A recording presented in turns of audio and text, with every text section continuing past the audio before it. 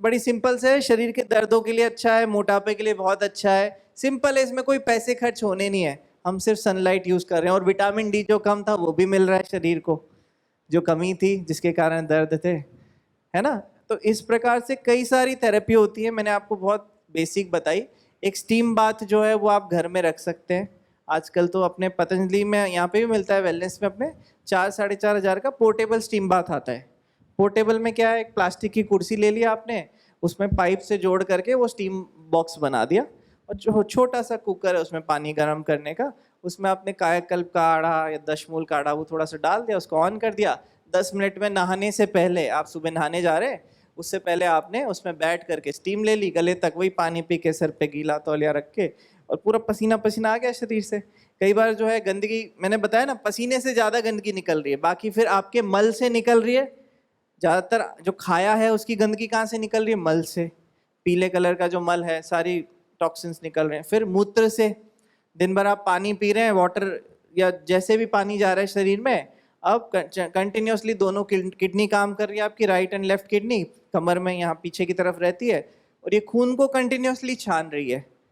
तो ये खून से जितनी गंदगी है, यूरिया, यूरिक एसिड, जितनी भी गंदगी है, extra salts, extra sugar, diabetic patient, वो सब आपकी यूरिन से किडनी के द्वारा निकल रही है। हिप बाथ किडनी में भी काम कर रहा है, किडनी का फिल्ट्रेशन बढ़ा रहा है। और हिप बाथ काम कर रहा है अपना जो प्रोस्टेट है, आप लोगों में कई लोग 60 के ऊपर मुझे दिख रहे हैं, तो आजकल जेंट्स को 45 से प्रोस्टेट की शिकायत होने लग जाती है। प्रोस्टेट बढ़ जाता है साइज, भाई 30 ग्राम से 50 ग्राम हो गया, 60 ग्राम हो गया, और ज़्यादा हो जाता है, पीएसए बढ़ जाता है, तो कभी कैंसर भी हो जाता है प्रोस्टेट का, है ना। तो उसके लिए भी सबसे अच्छी थेरेपी दो क्या है, एक तो हिप बाथ हो गया, हॉट हिप बाथ, मतलब गुनगुने से थोड़ा सा ज़्यादा, रोज नहाते टाइम आप 10 से 15 मिनट बैठ जाएं। और दूसरा अश्विनी मुद्रा या मूलबंध, तो आप जब बैठे हैं हिप बाथ में, थोड़ा रगड़ रहे हैं और साथ में थोड़ा सा अपने एनएल को कॉन्ट्रैक्ट किया अंदर की ओर, मूल को खींचा, फिर छोड़ा, मसल्स को टाइट किया, अपने स्पिंक्टर मसल को अंदर खींचा और धीरे से रिलीज किया। ये बैठे बैठे भी कर सकते हैं आप, सिंपल सी एक्सरसाइज है।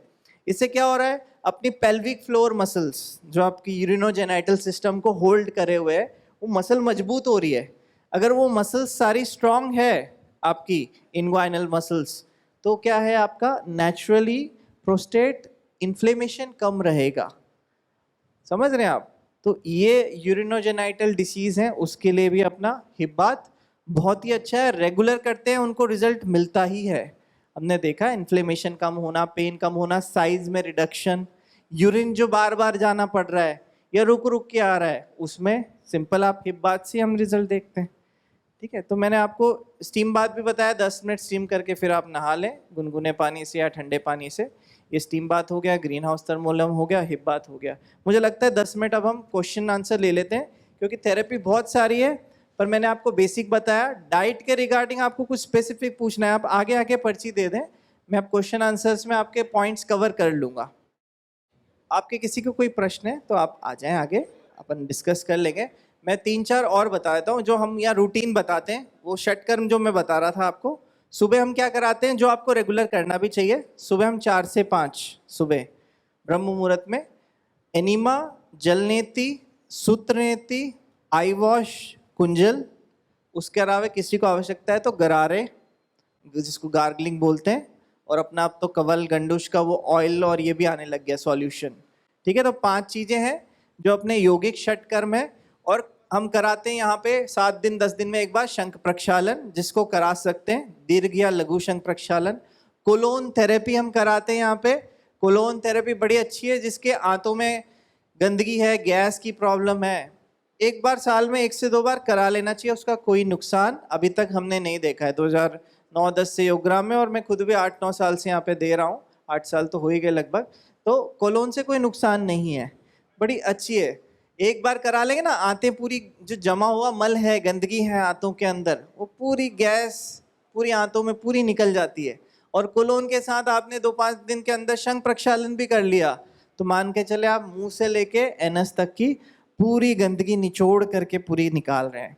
उसके बाद आप जो अंदर डालेंगे वैसा आपका गट, जो इंटेस्टाइन है, वैसा बनेगा। उसके बाद जैसे हमने घी खिचड़ी खाते हैं पहले बार, और 2-3 दिन हम खिचड़ी, उबली सब्जी, सूप, पपीता, हल्की चीजें खाते हैं ताकि जो है नए सेल्स जो बन रहे हैं, लैक्टोबैसिलस जो कॉलोनीज बन रही है आंतों के अंदर बैक्टीरिया की, वो अच्छे बैक्टीरिया की बने जो पाचन में मदद करें, मजबूत करें अपनी आंतों को, ना कि गैस बनाए। गंदे बैक्टीरिया क्या करते हैं, बदबूदार गैस बनाते हैं। तो ये बहुत फर्क पड़ जाता है, और यहीं से सारा मन भी कनेक्टेड है। आप ये माने अभी जितने स्टडीज हुई हैं, गट ब्रेन एक्सिस बोला जाता है, आंतों से ब्रेन का कनेक्शन, ब्रेन से विचारों का कनेक्शन। तो अगर आपका पेट अच्छा रहता है, आप खुद देखें जिनके पेट अच्छे हैं उनका मन अच्छा रहता है, पॉजिटिव थॉट्स रहते हैं, नेगेटिविटी नहीं रहती, नींद अच्छी आती है, अननेसेसरी बहुत ज़्यादा नेगेटिव विचार नहीं आते हैं, ज़्यादा गुस्सा नहीं आता है। तो लगभग जो 90% बीमारियां हैं वो अपनी आंतों के कारण ही शरीर में हैं।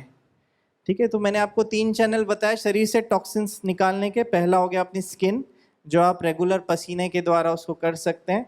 दूसरा हो गया अपनी आंतें, जिसको कोलोन, एनीमा, शंख प्रक्षालन, इनके द्वारा आप रिजुवनेट, गंदगी निकाल सकते हैं। किडनी है ना, यूरिन के द्वारा, मलमूत्र, वो आप हिप बाथ से उसको बहुत मजबूत कर सकते हैं सिस्टम को, अश्विनी मुद्रा से।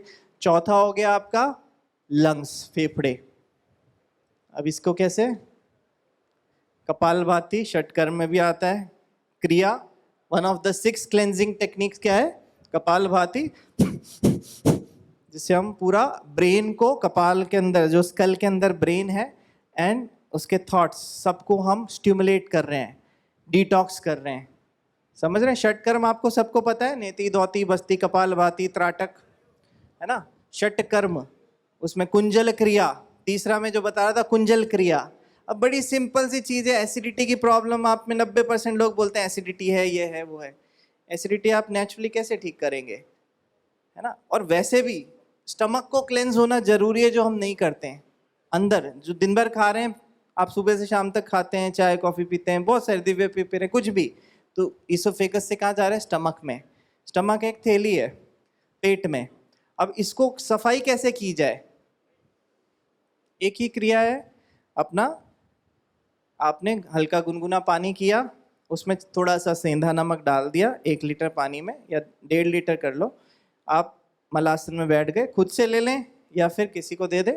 आप पानी भरे, पिए, 1 गिलास, 2 गिलास, 5 से 7 गिलास। जब आपको हल्का सा उपकार आने लगे तब फिर लंबी सांस लें, फिर 1 से 2 गिलास और पी लें, ताकि मैक्सिमम स्टमक में आपके पानी भर गया है, हल्का गुनगुना सेंधे नमक वाला। अब ये कौन से रिफ्लेक्स जनरेट कर रहा है पेट के अंदर, वॉमिटिंग रिफ्लेक्स। पेट पूरा ऐसे दब रहा है, पेट खुद उल्टी करना चाह रहा है। जितनी अंदर गंदगी है पेट के अंदर हो जाती है, दिन भर आप खाते पीते हैं, दूध की गंदगी सब चिपक जाती है इसमें पेट के अंदर, यहाँ पे।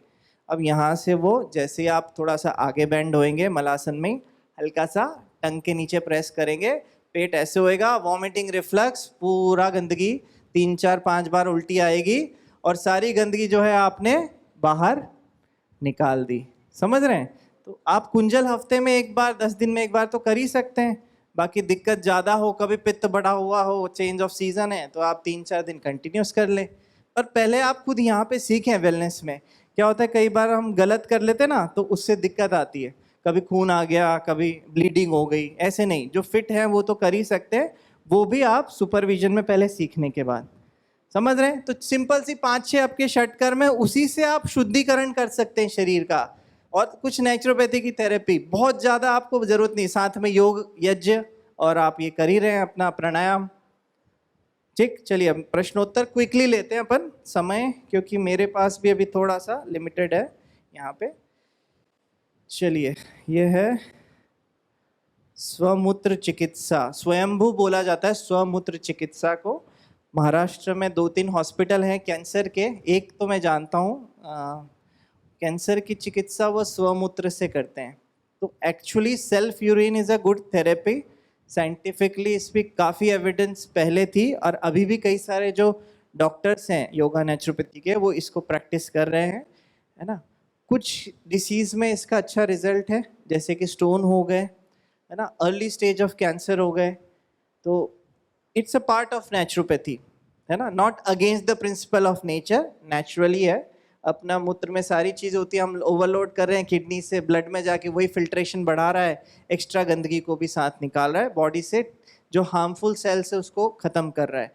तो जैसे हम गोधन अर्क लेते हैं, गौमूत्र, उसी प्रकार से वो भी अपने बॉडी का शोधन करता है। सुबह खाली पेट अगर आप 10-20 से 40 ml गौमूत्र लेते हैं गुनगुने पानी के साथ, आंतों को साफ कर रहा है, खून को साफ कर रहा है, पसीने से गंदगी को निकाल रहा है ना, बॉडी का शोधन कर रहा है। उसी प्रकार से स्वमूत्र चिकित्सा भी कई लोगों में उपयोगी पाई गई है। हम यहाँ पे कॉमनली प्रैक्टिस नहीं करते हैं, बट इसका एविडेंसेस हैं, it is a practicable good therapy. Hip bath में मैग्नीशियम सल्फेट कितनी मात्रा लेनी है? हिप बाथ टब में आपकी इच्छा मतलब ज़रूरत अनुसार देते हैं हम, पर यूजुअली जो है एक मुट्ठी जो है मैग्नीशियम सल्फेट लिया जा सकता है, ठीक। एक हिप बाथ में जो 15 से 20 मिनट कर रहे हैं, जिसको किसी को प्रोस्टेट के लिए कर रहे हैं, कोई यूरिन के लिए, कोई पाचन के लिए कर रहे हैं, है ना, कोई वजन कम करने के लिए कर रहे हैं, कोई कमर दर्द के लिए कर रहे हैं, किस लिए आप कर रहे हैं, सब में फ़ायदा करेगा वो। गॉल स्टोन निकाल दिया तो शंख प्रक्षालन कर सकते। देखिए, एक बार गॉल स्टोन हटा दिया, उसके बाद आप सारी चिकित्साएं कर सकते हैं, है ना। गॉल स्टोन, अब किसी किसी की पथरी बड़ी हो गई, मान लीजिए 15-20 mm की हो गई, 5 से 8 mm की तो अपने यहाँ ठीक हुई है ना। हम यहाँ पे लिवर फ्लश कराते हैं, शंख प्रक्षालन कराते हैं, और उसको जो उपवास कराते हैं हम, पत्थर चट्टे का रस और लिवोग्रिड जूस, लिवोग्रिड पे, पंचामृत पे उपवास जब कराते हैं, लेमन हनी, लेमन मेथी वाटर, तो जो किडनी का स्टोन हो या गॉल ब्लैडर का, कैल्शियम ऑक्सलेट स्टोन्स होते हैं और भी कुछ कुछ पार्टिकल्स रहते हैं, तो छोटे स्टोन तो नेचुरली गल सकते हैं और गल जाते हैं, कई सारे एविडेंसेस हैं।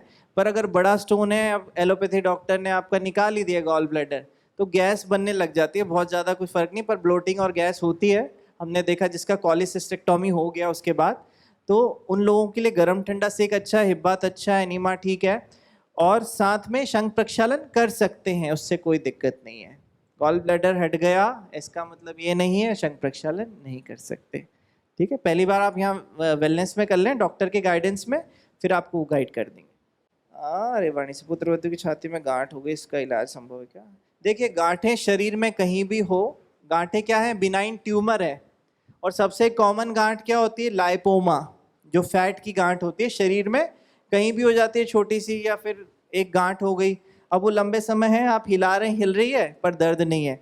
हमारे पास पेशेंट आए हैं 1000 गांठों तक, एक लेडी महिला आई थी, बहन वो थी वहाँ पे योग ग्राम में, लगभग 1000 गांठें थी शरीर में, 1 महीने में पूरी गांठें 0 हो गई हैं।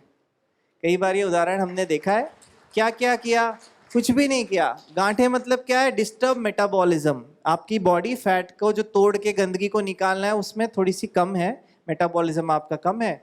उपवास चिकित्सा, मिट्टी पट्टी, गर्म ठंडा सेक, सन बाथ, थोड़ा सा मसाज, उद्वर्तन या फिर full body Swedish massage, oil massage, steam लिया, और उपवास से एक्स्ट्रा हमने फैट देना बंद कर दिया, है ना, मिनिमल जो ग्लूकोज चाहिए नींबू पानी में, नारियल पानी में, उससे दे दिया।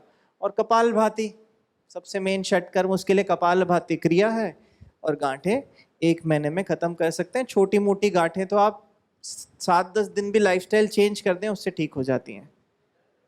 हाँ जी, दर्द है तो आप यहाँ आए, चिकित्सा लें। अगर दर्द है मतलब आगे चल के वो कैंसरस होने की संभावना है, या आसपास के किसी ऑर्गन को या सेल को भी वो कंप्रेस कर रही है, तब उसको गांठ को हम प्रॉपर प्रोसीजर से धीरे धीरे कम करने का प्रयास करते हैं। हमने देखिए शरीर में भले ओवेरियन ट्यूमर हो, है ना, फाइब्रॉइड्स हो, मतलब शरीर के हर हिस्से में मैंने पर्सनली भी देखी है रिपोर्ट्स में, रेडियोलॉजिकल, कि सीटी स्कैन में, एमआरआई में गांठों की साइज कम हो सकती है, उसमें कोई डाउट नहीं है। हाँ, मिट्टी पट्टी उस जगह पे लगा सकते हैं, मिट्टी डायरेक्ट एप्लीकेशन भी लगा सकते हैं, जो मैंने मेडिकेटेड मड बोला आपको। हाँ जी, हाँ जी, और गर्म ठंडा सेक भी कर सकते हैं गांठ की जगह में, ठीक है। तो फेस पर pigmentation, light black spots, blood piles में मस्सों का, देखिए मस्सों के लिए भी हॉट हिप बाथ अच्छा है। जो पाइल्स, फिशर, फिस्टुला, 3 बीमारी होती है कब्जी के कारण, पाइल्स हो गया, ब्लीडिंग पाइल्स हो गया, गर्म hip bath, hot hip bath with Epsom salt उसमें अच्छा काम करता है। साथ में हम क्या बताते हैं, अर्शोग्रिट, वो तो है ही सी, अर्शकल्पट्टी पहले आती थी, और साथ में क्या देते हैं, एनस रीजन में कॉटन को एक कटोरी लिया आपने, जात्यादि घी या जात्यादि तेल अभी ठंड का मौसम है तो तेल ज़्यादा अच्छा है, जाते तेल हल्का गुनगुना किया, उसमें कॉटन डाल दी। अब इसको निचोड़ करके आपने एनस रीजन में रख ली सेफली, एकदम ध्यान से। 2-3 घंटे में जब आप सो रहे हैं उसका सारा तेल निकल जाएगा, आसपास वो टिश्यू हीलिंग करेगा रेक्टम एरिया में, है ना। पाइल्स फिशर फिस्टुला में आराम देता है, और फिर उसके बाद कॉटन आप निकाल लो। तो पाइल्स फिशर फिस्टुला के लिए उससे अच्छा इलाज है। बाकी मूलबंध जो अश्विनी मुद्रा है, और अपना hip bath, hot hip bath, और साथ में डाइट। मेन तो डाइट ही है इसमें, आपको उपवास करना बहुत अच्छा है। पंचामृत या पित्थर पे, सौंफ मेथी के पानी पे उपवास यहाँ पे कराते हैं हम, या फिर लौकी कल्प। ठीक है, ये मैंने आपको बताया। नेक्स्ट, 1 माह से एडी के नीचे भाग में दर्द है, तो एडी के नीचे दर्द है उसके लिए हॉट फुट बाथ अच्छा है। और अपने यहाँ पे हम वात मोक्षण कराते हैं ग्वाशा, उससे बहुत अच्छा आराम आ जाता है। एडी का दर्द का कारण कई बार मोटापा होता है, या फिर कोई चोट लग गई एडी में, कैल्केनियस पर होता है, और उसके कारण प्लांटार फेसाइटिस भी हो जाता है, पूरे पंजे में पैर में दर्द होता है। बिल्कुल ठीक हो जाता है ये हॉट फुट बाथ करेंगे। थोड़ा गर्म ठंडा से कभी पोटली कर दिया, IRR इंफ्रारेड लाइट दिया हमने, और यहाँ पे वात मोक्षण किया, थोड़ा फिजियोथेरेपी किया, उसमें लेजर अल्ट्रासाउंड, है ना। और साथ में थोड़ी सी एक्सरसाइज, जो पंजे के अपन पंजे पे चलना, एडी पे चलना, साइड पे चलना, इससे पूरा ठीक हो जाता है। ठीक है, तो ये भी आप रेगुलर कर सकते हैं। पित्त की पथरी के लिए उपचार, ठीक है, मैंने यह बता दिया। उपवास, यहाँ पे आके गर्म ठंडा सेक करें, उपवास करें। बच्चों के हाथों से पसीना आता है, ठीक है, ये कई बार ये बीमारी हो जाती है, हाथ पैरों में पसीना ज़्यादा आना, या चेहरे पे और जगह अपने छिद्र कम हो जाते हैं। हाइपर, ये एक बीमारी होती है, हाइपर हाइड्रोसिस। इस कंडीशन में hot arm and foot bath, गर्म पानी में हाथ और पैर हॉट फुट बाथ करें।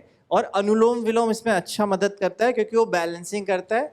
और ग्रीन हाउस थर्मोलियम जो मैंने बताया आपको, या स्टीम बाथ, सोना बाथ, कि पूरी बॉडी के जो अपने छिद्र हैं, पसीने के छिद्र, स्वेट ग्लैंड्स, वो प्रॉपर सारे काम करें। सिर्फ हाथ पैर के ज़्यादा हमेशा पसीना ना आता रहे, चिकने होते रहें। किसी किसी को रहती है बीमारियां, धीरे धीरे इसको कम की जा सकती है समय के साथ, है ना।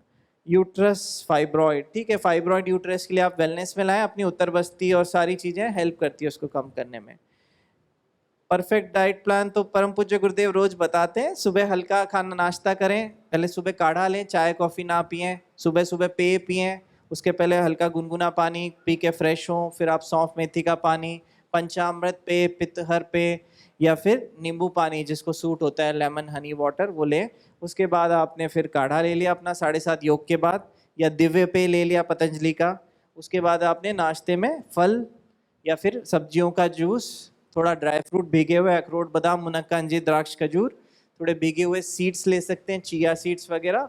हल्का नाश्ता करना है तो आप चीला बना लो, मूंग की दाल, उगे हुए मूंग, मेथी, मोठ, काला चना, मूंगफली, इन सबको ग्राइंड करके, पेस्ट करके, थोड़े देर दही में खमीर उठा के चीला या डोसे की तरह बना लो। हल्का खाना है बिल्कुल। या फिर नहीं खाना तो, अन्न नहीं खाना तो फल खा लो, सब्जियों का रस, ड्राई फ्रूट्स, स्प्राउट्स, हो गया सुबह ब्रेकफास्ट।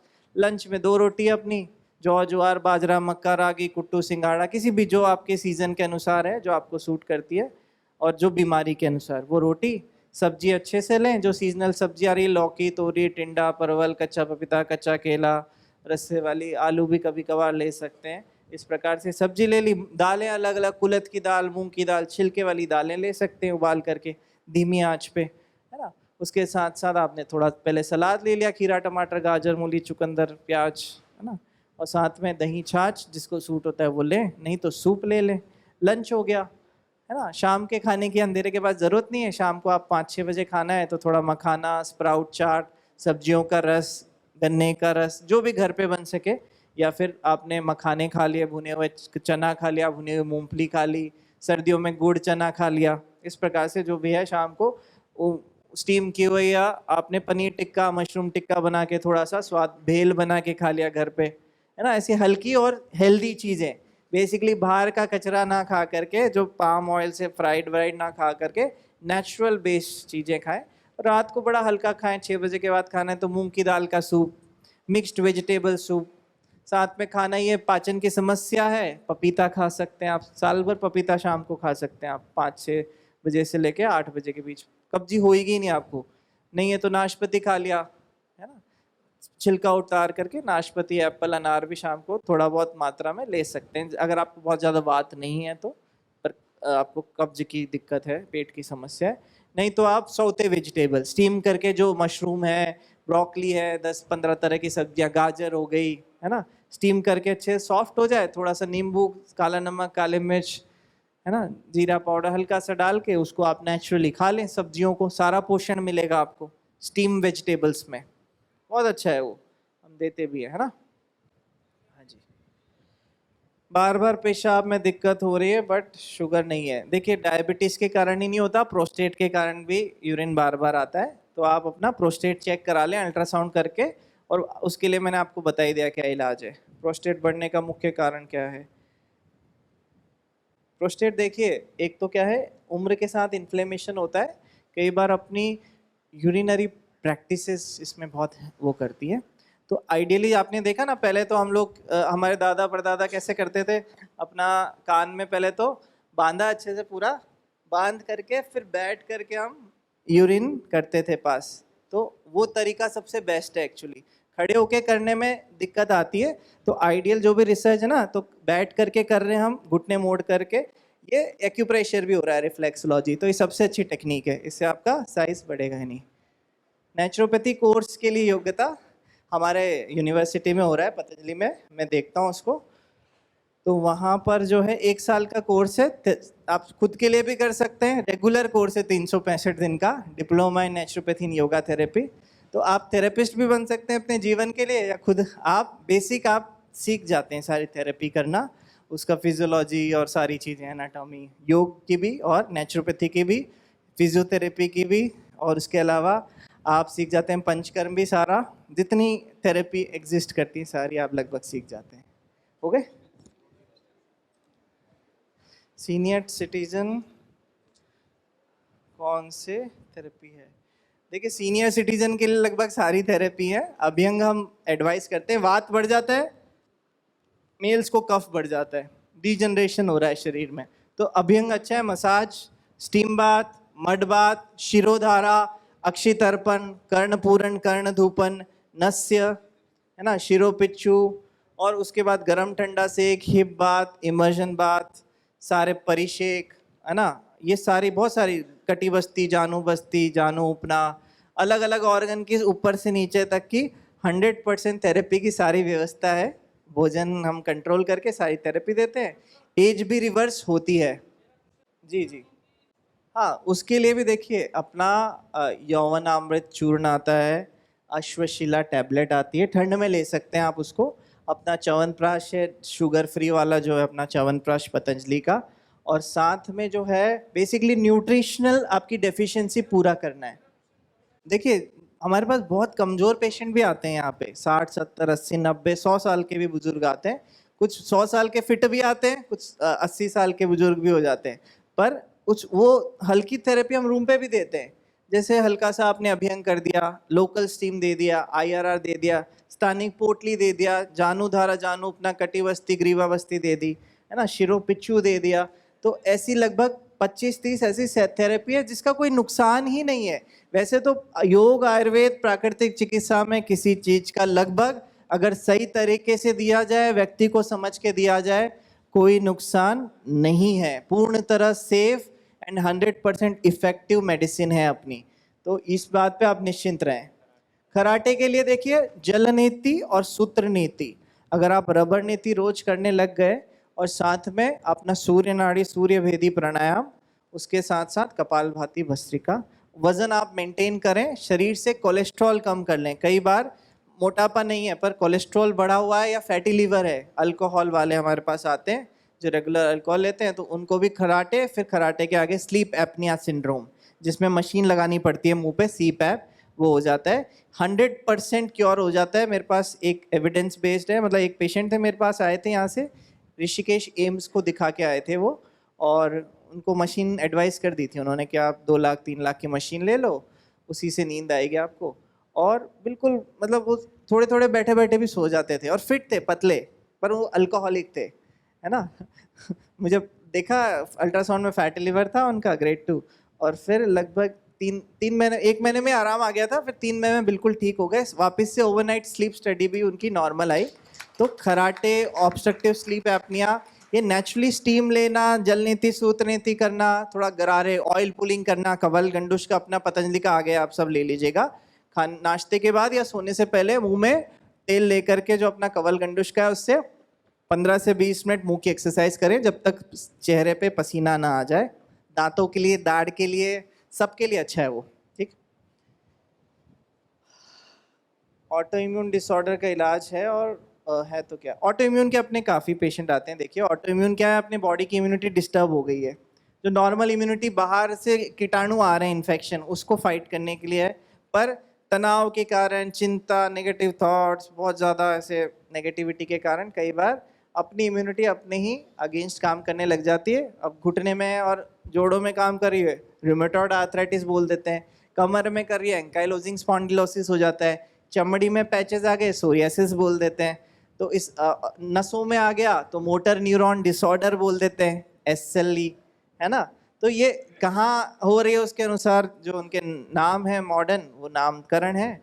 पर auto immunity can be avoided. पहली चीज़, आप मन अच्छा रखेंगे, खुश रहेंगे, physical, mental, social, emotional, spiritual हर लेवल पे अपने आप को स्ट्रांग रखेंगे, खुश रहेंगे, तो आपको ऑटो इम्यून की संभावना कम आती है। अब एक पार्किंसंस है डिसीज़, मैंने खुद अभी तक 100 से ज़्यादा पेशेंट देखे होंगे और ज़्यादा भी देखे होंगे। एक ही चीज़ मैंने कॉमन पाई, अर्ली अगर पार्किंसन रहा है, जो लोग बहुत ज़्यादा हाइपर एक्टिव माइंड रहता है कंटिन्यू, और बहुत ज़्यादा एंशियस रहते हैं कंटिन्यू, मतलब थोड़ा सा किसी ने कुछ कह दिया उससे घबराहट हो जाती है, ऐसे नेचर हो जाता है लोगों का। तो ऐसे लोगों को ब्रेन के डिजनरेटिव डिसऑर्डर मैंने देखा है कि वो उसी कारण से हो जाते हैं सिर्फ, कि जिन जीवन भर वो एक इतने बताऊंगा नहीं अब, ठीक है, तो वो बहुत बड़ी पोस्ट पे थे पर एंजाइटी रहती है। काम कराना अच्छा है, एक बैलेंस्ड माइंड होना चाहिए। आप परम पूज्य स्वामी जी आचार्य जी को देखिए, बिल्कुल एकदम न्यूट्रल होके, खुश होके, एकदम आनंदमय कोश में वो लोग पूरा कार्य करते भी हैं, करवाते भी हैं। हजारों लाखों लोग हम लोग सेवा देते हैं खुशी खुशी, कोई दिक्कत नहीं। पर एंजाइटी से करेंगे तो फिर वो बॉडी में दिक्कत करता है। ठीक है। 1 घंटा दौड़ने पर भी पसीना नहीं आता है, जिसका कारण क्या है? बाल के हर समय गर्मी। देखिए कई बार अपना डिटॉक्स सिस्टम अच्छा नहीं होता है, मतलब हम अगर एक्सरसाइज नहीं कर रहे हैं, या कई बार जेनेटिक भी हो जाता है कई कारण से, तो आप 7-10 दिन या वेलनेस में एडमिट होकर अपनी थेरेपी कराइए। कई बार आपका डिटॉक्स नहीं हो रहा ना, शरीर शुद्धिकरण नेचुरली, तो हम सपोर्ट ही तो दे रहे हैं, एनीमा करा रहे हैं, बस्ती करा रहे हैं, कोलोन शंख प्रक्षालन करा रहे हैं, मसाज स्टीम बाथ करा रहे हैं, पोटली करा रहे हैं, धूप में स्नान करा रहे हैं, मिट्टी स्नान करा रहे हैं। सपोर्ट सिस्टम है ये। उसको एलिमिनेशन, गंदगी को शरीर से शुद्ध करने के लिए, निकालने के लिए, टॉक्सिन्स को, हम उस प्रोसेस को स्पीड अप कर रहे हैं, बढ़ा रहे हैं, और कुछ नहीं कर रहे हैं। ठीक है। वो नेचुरली भी होता है, उसको हम थोड़ा कभी कभी बढ़ाना पड़ता है, स्टिमुलेट करना पड़ता है। सोरियासिस, देखिए सोरियासिस भी ऑटो इम्यून डिसऑर्डर है, और ऑटो इम्यून के लिए थोड़ा सा समय देना पड़ता है, कुछ समय लगता है उसको धीरे धीरे रिवर्स या कंट्रोल करने में, लंबे समय में। तो आपको जीवन शैली, देखिए आप एक चीज़ यहाँ पे सीखिए, lifestyle is the most important medicine. Lifestyle में आपके मन के विचार, शरीर का, आपका पूरे दिन का जो डिसिप्लिन है, सुबह 4 बजे उठने से लेके ब्रह्म मुहूर्तम जागृते से लेके उषापान, जो सुबह हमें जल ग्रहण करना है, मेडिकेटेड वाटर, उससे लेके रात को आप जो नाइट प्रैक्टिसेस कर रहे हैं, मेडिटेशन, त्राटक, योग निद्रा, उसके साथ साथ आप अपना मेधाक्वाथ या मेधावटी ले रहे हैं, ये पूरा एक रूटीन है, और ये अपने आप में एक मेडिसिन है। अगर आप आपके अनुसार उस चीज़ को समझ के, सीख करके आप उसको फॉलो कर रहे हैं, तो आप खुश भी रहेंगे, फिट भी रहेंगे, बीमारियों से दूर भी रहेंगे, 100 वर्ष तक एकदम शतायु। तो भगवान ने आशीर्वाद दिया है हमें, शतायु भव। तो ईश्वर चाहता है कि आप 100 तक बिल्कुल फिजिकली, मेंटली, सोशली, इमोशनली, हर तरह से, स्पिरिचुअली, इकोनॉमिकली फिट रह के अपना जीवन यापन और सेवा देते रहें। जी चलिए।